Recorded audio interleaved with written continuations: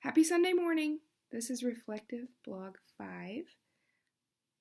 I watched two videos. The first one was the one with the elementary classroom and the teacher who used different technology in his classroom. In this class, sorry I'm distracted because there's this here, this guy.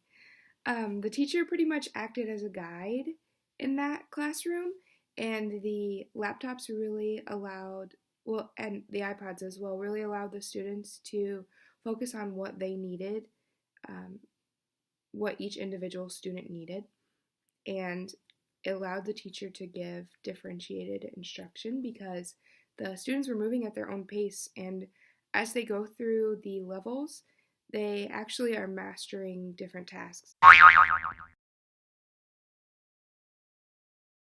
Okay, sorry about that. Took care of him and gave him some food. He's fine. That was Oliver.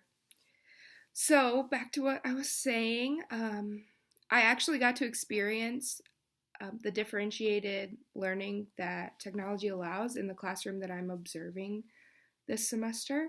They use several different programs that they work on throughout the day, and some programs are actually required to work on, and others the teacher provided for them because they're just so helpful. And I got to see that when they complete levels, they're excited to move on to the next task, and I think it's really motivational for them because they get points and they get rewards for those points. And really, the different games that technology is providing these kids, they're interested in.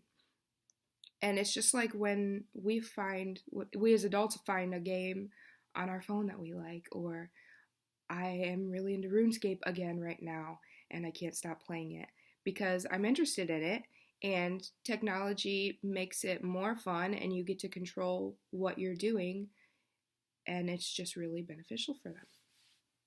So anyway, a couple other things that I wanted to say about that video. I really liked the circular whiteboard table that he had. I thought that was really nice because, like the teacher mentioned, sometimes technology isn't always the best way to learn things. Sometimes you do need manipulatives like your hands or a whiteboard in this case. And I like that the teacher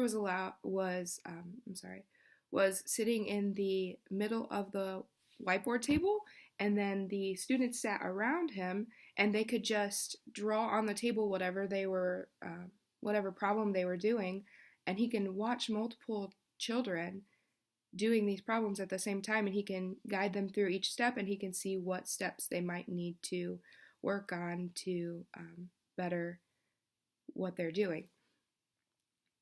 Also, I enjoyed that he used different technology. He didn't just use laptops, he also had the iPod touches. I think that also is something that keeps students interested because they're not doing the same thing for hours on end. They can switch devices and learn different topics as well.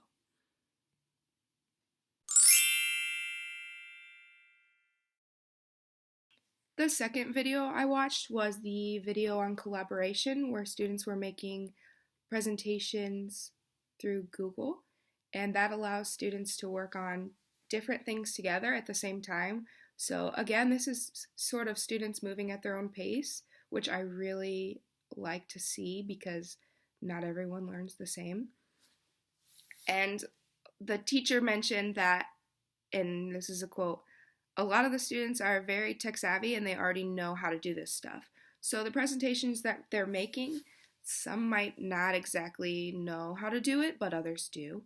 Most of them, I believe, do by the point that they were in probably high school, probably late high school by the looks of the students, but they're more engaged when technology is involved. And the way that the teacher had their projects set up, the students were teaching the other students.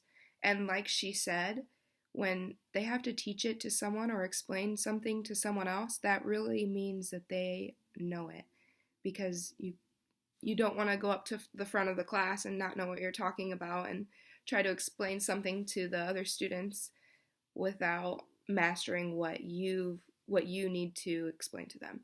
So the teacher was there to basically give requirements, and she's there to help if one of the students doesn't know exactly what to do, and they're able to do their projects the way they want to in different steps at different times, and it allows them to be kind of more hands-on. And that's what one of the students mentioned as well. He thinks that it's better for him because it's more hands-on. So just a few things that I saw.